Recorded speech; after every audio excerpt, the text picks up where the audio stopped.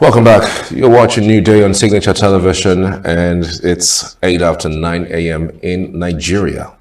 So we're going to be talking about this issue regarding the face-off between Farotimi and Afe Babalola. We have with us on Zoom this morning Asim Adams. He is a constitutional lawyer, a civil rights activist, and convener Lawyers Without Borders, joining us from Port Harcourt. Good to have you. Good morning. Hello, Adams, can you hear me? Hear you. Adams, can I you can hear you. unmute your microphone? Yes, I can hear you. I can hear you. Okay, so thank you so much for joining us. Can you please adjust your camera a little bit? Okay, can you see me now?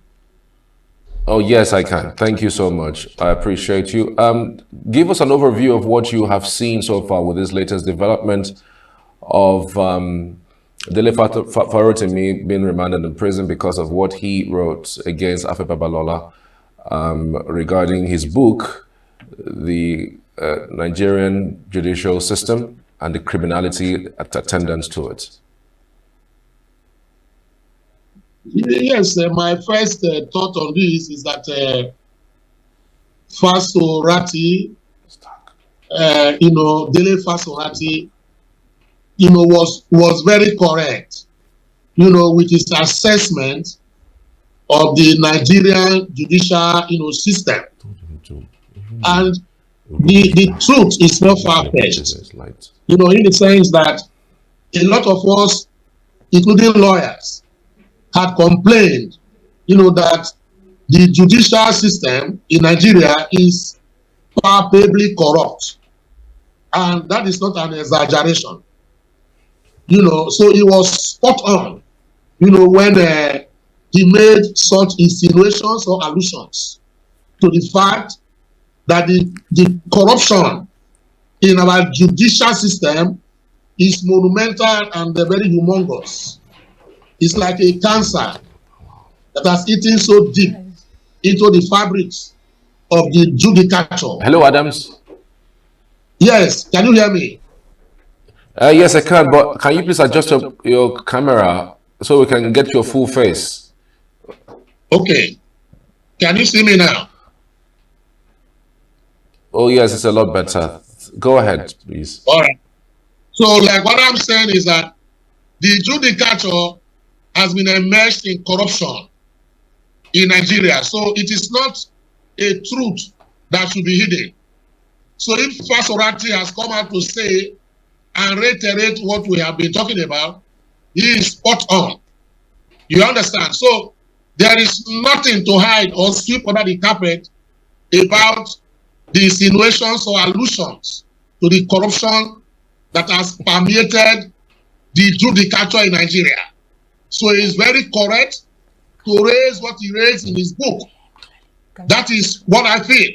For those who feel aggrieved, if he has mentioned the names of people who he felt, were part of the corruption in the judicature, then those people have to take him to court like they did recently. So that is my first take on this. All right, thank you so much, Barrister Asim Adams. In trying to summarize what has happened or transpired ever since the news broke, it seems as though it was arrests, arraignment, / prosecution, and then imprisonment. Now, we want to have an understanding. Is this the, normal or the right processes to, when a case is made and the person is supposed to be brought to book, is this due process? Because before we knew he was arrested December 5, before we knew what was happening, he's in prison and people have been calling for his bail. So it seems as though in summaries, accusation, arrest, arraignment, imprisonment. Now, is this due process? Thank you very much. For me, due process was not followed in the arrest and also the prosecution or the intended prosecution of Dele Farotimi. Why am I saying this? Why should the police leave Ekiti State, come to Lagos State, break into his house, and pick him up like a common criminal, and pick him up like a terrorist? Why should the police do that? So in a normal society, what should happen is that if you have any charges or a case against a Nigerian citizen, the first thing you have to do is to invite that citizen for questioning. It's not for you to invade his house commando style. You break through the back door. We saw the visuals where policemen allegedly broke through the gates, the perimeter gates in his house, and even harassed the staff in his office because they want to arrest Farotimi. That is very wrong in the first instance. Number two is this. Our constitution says that if a man is arrested within 24 hours, he should be brought before a court. Now, they did that. The third one is this, that if you are brought before a court, our laws are very clear that when you are charged before a particular court, the first thing the court has to look at is to look at whether the particular offense is a bailable offense. And if it is a bailable offense, immediately you give the accused person, the opportunity of bail. But in this case, they refuse giving him bail, even though our laws, like the Admission of Criminal Justice laws or the ACJA Nigeria, states that that particular magistrate, had the right to grant bail to Dele Farotimi. Immediately, the charges were read to him and he said, I am not guilty, my lord. The next thing would have been to determine his bail. But when the court now decided to determine the bail and send him to remand, for me, that is not due process. That is due punishment that has been given to him. And that is not proper, in my own opinion. So I believe in the events leading to his arrest and prosecution, due process was not followed, in my own opinion. The due process would have been invite him, he goes in there for questioning, you charge him to court, the offense for which he's being charged for is a bailable offense. You grant him bail. Why keep him in dungeon? Why keep him in the cell, a dingy cell, for that matter, for days, because of a matter of a criminal defamation? He's not an armed robber. He's not a dangerous terrorist like we have those who are terrorizing Nigeria. He's not a bandit. This is a man that should have been released, on bail based on his personal recognizance. A man like Dele Farotimi will not jump bail. He's a lawyer of high repute. He's a celebrity. He's a respected lawyer in Nigeria. So what would have happened is that they should have, the court, that magistrate should have granted bail to Dele Farotimi immediately based on personal recognizance without any niceties of trying to say adjourn to 10th of December. That is punitive and it is condemnable, and I condemn it, with all my veins and energies. It's very wrong. All right. Afe Babalola has granted some interviews recently where he stated that what has been written in that book cannot be redeemed. Even though he has also said that the police were unprofessional in the way that they picked him up and arraigned him. But one wonders really, in a case like this, do you think things that have been written in this manner and has gone worldwide, because Amazon has actually listed it as #1 bestseller, do you think it can be redeemed? It is beyond redemption with my own take. Let me tell you something. The matters of defamation is like washing your dirty linen in the public.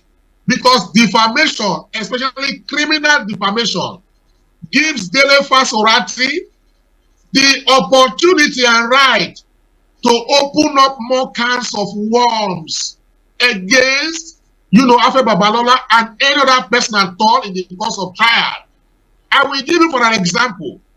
The most celebrated defamatory case that we have in Nigeria today, before this one, was the one between Newswatch and Chief F.R.A. Williams. You know, Chief Williams was the doyen of the Nigerian profession law. Now, he had a matter with Newswatch, and he said that he was defamed. You saw what happened. You saw how Gani Farotimi went to dig into the profile of Chief F.R.O. Williams and brought out issues that were unknown to Nigerians at that time that happened in 1949. Gani had to dig deep to further expose F.R.O. Williams. So in this case, till today, it is etched in history. It is etched on Google. If you search it about F.R.O. Williams and what Gani did to him, it's written there. There is no way that can be redeemed.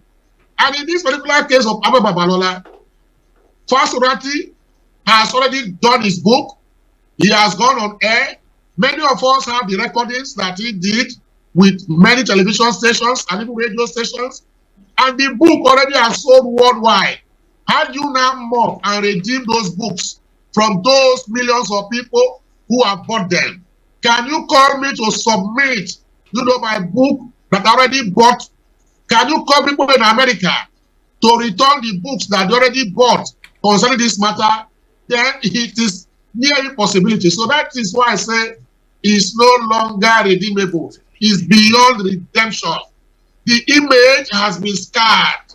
There is no way now because people are looking at him, the trick involved, with whole program, and the people are not happy, and they see him as somebody, that participated. No matter what has happened through this court trial, it will not erase what has been embedded on our minds about this particular issue.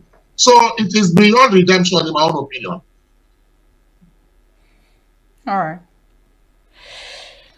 Okay. Thank you, Barrister, for that insight. There's been trends or cases where certain misdemeanors or simple offenses are actually criminalized in the way, those guys are being prosecuted. For example, the cases of protesters who were slammed, and in this case, even underage protesters who were slammed with felony. And now when you look at this saga with Dele Farotimi, it seems as though he's been treated as a criminal over an offense that we'll call, a misdemeanor, and I stand to be corrected. Now, do you think that there is a supposed plan to criminalize simple offenses and misdemeanors, going by the way the accused, is treated, with what is happening with this Dele Farotimi saga? Let me explain if I have time. Defamation is of two types. You have the civil defamation and you have the criminal.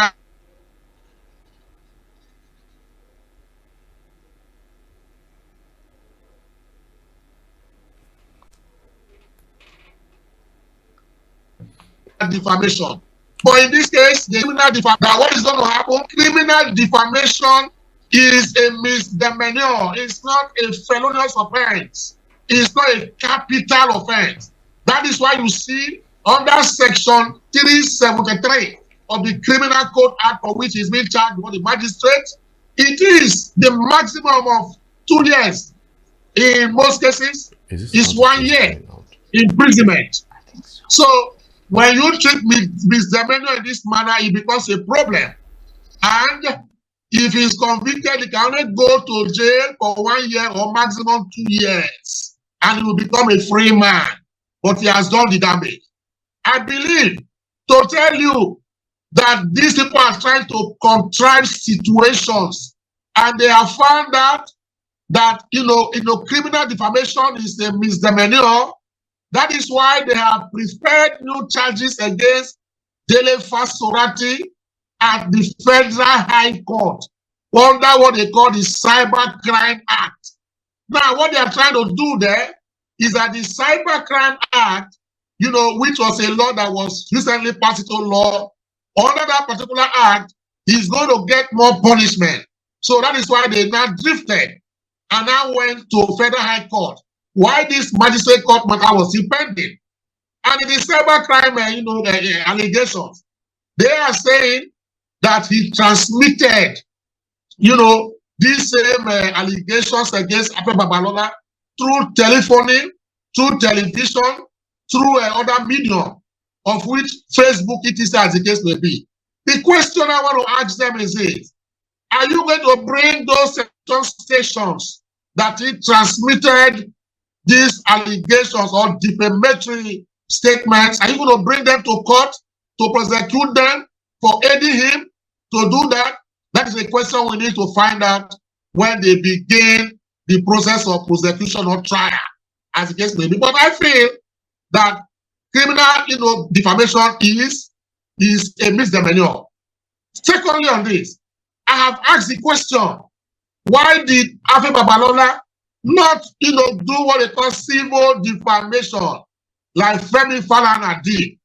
You see, Femi Falana has been against criminal defamation, and is a lawyer, a senior advocate, so respected like Afe Babalola, and that is the reason why he had to do civil defamation against that young man they call very dark man.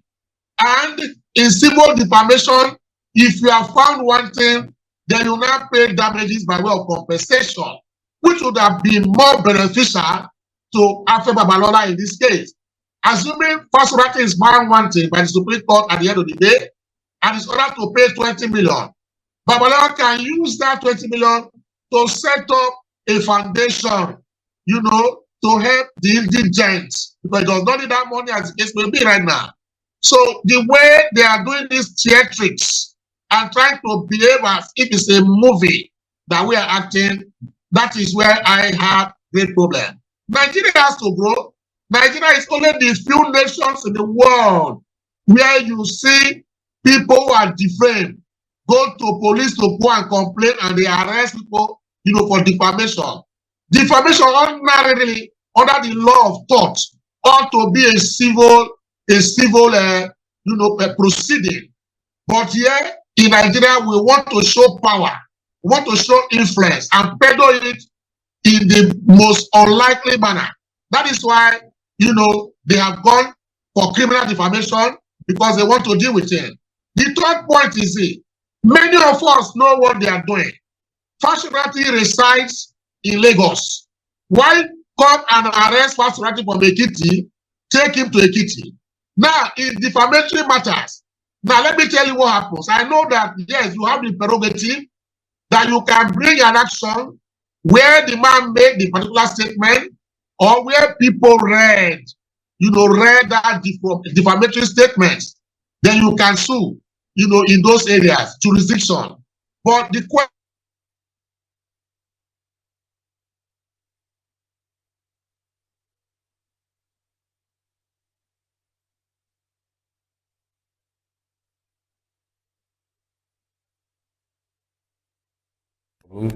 from his end. It's unfortunate, but then he's just giving his own side of the developments, giving the constitutional lawyer that he is, all the way from River State. So hopefully we're going to connect back to him. But I mean, some of the things that he said regarding these face-offs between Afe Babalola and Farotimi, it is not supposed to be a criminal case. It is a civil matter which is bailable. He even gave an example of someone who was defamed earlier in the year. I'm talking about Falana, a very dark black man. And he says Falana had to go through the due process, going to court, and then calling very dark man to come to court to answer for what he has basically said in a video. There was no time that the police harassed very dark black man going to his house to abduct him or anything, but one wonders why Afe Babalola would take that toll. But then again, it is something that has touched on his reputation, like he claims. And one would wonder, I mean, isn't it better that anyone who writes anything must be sure and also provide evidence that whatever he has written is actually true, and he can prove whatever it is that has been written? But he has been invited prior to all the drama. I think there was this case, the first of this saga that broke was the issue with Tony Lumelu. So he was invited. He went with his lawyer, and one of the invitation, and they asked him a couple of questions, and he answered and said, "Hey, I have evidence, and I'm sure you must have tendered, the evidence he had." And he was let go on 2 occasions. So we were hoping, or we were hopeful that the same protocol would have played out with the issue with Chief Afe Babalola, but then it did not, and it raises a serious question, which I'm hopeful when Asim Adams comes back online, we'll be able to get his perspective on that, on who exactly funded this interstate arrest. Because if you, a citizen of Nigeria, goes to make a complaint in the police station, I lost my phone, you are going to actually pay, I don't know what to call the fee, but you're going to pay to help the police with logistics in helping you recover your phone or something like that. So imagine an arrest of this magnitude. Who is funding it? And Afe Babalola has come out to say, okay, the way and manner they went about it wasn't so good. So the question is, who funded that interstate arrest? So it's an important focus for us as the program progresses. I mean, the police can arrest anyone anywhere as long as they are wanted by the police. If someone complains about someone, the police can pick you anyway. But what the bone of contention here is the manner that they did. He should have been invited, even though there are some quarters that he was invited severally and he turned it down. Even though Farotimi's lawyer has claimed that that didn't happen, that if he was invited, there was no way he would have, not acknowledged the invitation. After all, he had had other issues earlier, and he attended that particular meeting. So it's still something that is going on, but I'm also really concerned about that write-up.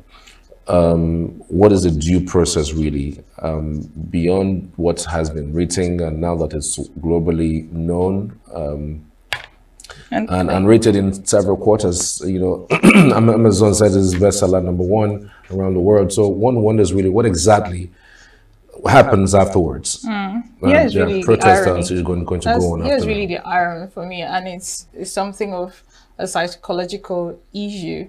When the book was launched, there wasn't much fanfare. Many people didn't know about it, but immediately this defamation libel thing came up. Everybody wanted to go grab a copy and find out exactly. So it's more like an irony to me. I don't know how it works, but there are several books in history that people had actually pushed back on, and at the end of the day actually propelled these books to a lot of notoriety. So I guess that's what's playing out again here in this case. Yes, that's actually what's playing out. But beyond just Babalola, there are other things that were raised in that books, and it's basically a potpourri of the judicial system in Nigeria. How corrupt, how endemic corruption has eaten deep in our judicial system. I would have thought that the federal government would, or the NJC, Nigerian Judicial Council, would go a long way in looking through that book and taking some of those things that has been said and try to really, in fact, investigate. If there are people who are found culpable in some of those things, they should be sanctioned.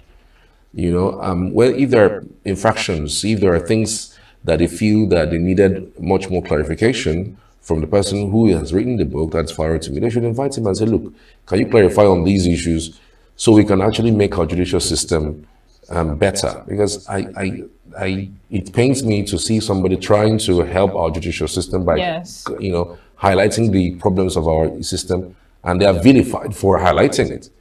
And so tomorrow when someone sees something, he would now start thinking his life is at risk.